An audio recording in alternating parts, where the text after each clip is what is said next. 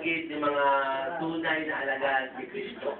At kayo ho, naging alagad po isang tao sa pamagitan ng pagtanggap sa Panginoon. Nung una yung tinanggap ni Kristo, kayo po ay, ano po, tawag doon, estudyante sa pagiging isang alagad. Diba?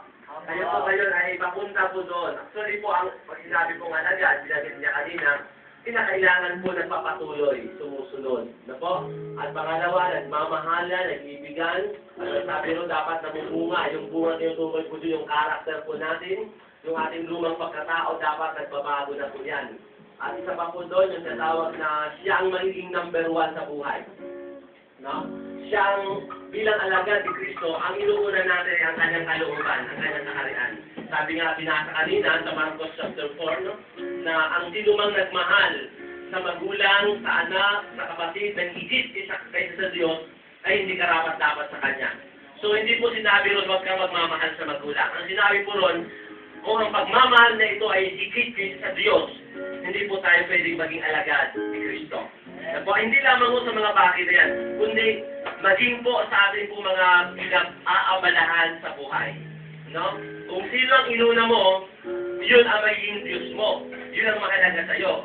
Kaya nga po, natutuwa po kami sa inyo kasi ang iba po sa inyo ay bagamat ang iba ho ay busy po sa ibang bagay, pero kayo po ay nandito ngayon. So, po, doon po natin makikita na hindi po lahat ng tao ay nagpapahalaga sa Diyos.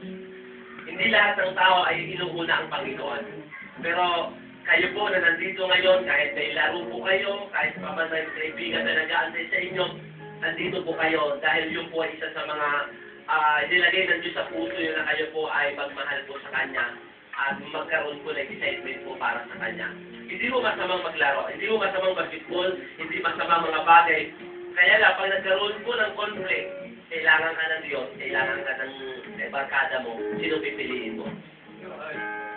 Yan dahilan bakit kayo nandito. Amen! Amen? Kaya mga kapatid, napakapalan po natin, wala pong lugi pag ang Diyos ang inuna. So po, walang lugi pag ang Diyos ang inuna. Kailangan lamang po natin ipamuhay natin yung salita ng Diyos na pakinggan po natin. Imuko po tayong lahat, tayo manalangin. Dakilang Diyos, Ama naming banal, maraming salamat sa mensahe po na narinig. O Diyos, salamat sa mensahero at salamat sa mensahe, Panginoon, na tunay nga po nagbigay na naman sa amin ng kaunawaan, kaliwanagan, ng isang tunay na Kristiyano ay mayroon pong magbabagong buhay upang kami po ay maging magandang halimbawa sa lahat ng mga tao, Panginoon, upang sila man ay tunay nga po na kumilala sa iyo, Panginoon.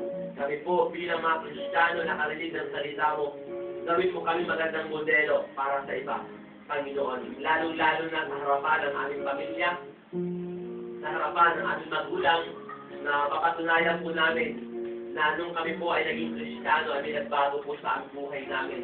Upang sila naman, Panginoon, ay mamangha o Diyos at sila po ay magkaroon po ng Panginoon ng idea upang sila po'y lumapit sa iyo at kumilala. Maraming salamat sa mga kabataan ito. Hayaan niyo po, Panginoon, na ingatan niyo po ang kanilang buhay.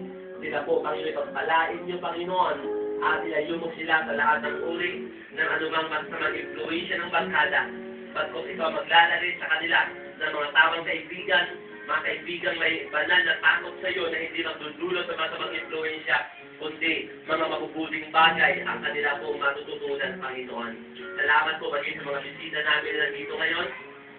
Panginoon, maraming salamat at sila po'y aming nakasama. Di ba namin mabanggit ang kanilang pangalan, Panginoon, ng pamilya po nila Dr. Annalyn, Panginoon, na nandito ngayon.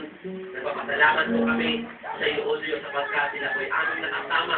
O Diyos, pagpalain niyo po sila lahat sa magiging area ng kanilang pangailangan, sa area ng kanilang kalusugan, Panginoon, sa area ng kanilang espiritualidad. Patuloy mo sila, Panginoon, sa linain. At ang Diyos, patuloy mo silang gabayan sa anong nila magpunta. Samahan niyo po sila, Panginoon, maging mga kabataan ito. Sila po'y uuwi sa lugar na ito, dala-dala ang kapayapaan at pag-asa. Dahil ang salita mo ay buhay at makapangyarihan na mayroong himala na mangyayari sa kanila. Salamat po ng marami. Ang lahat ng ito ay aming dalangin sa pangalan po ni Jesus. Amen.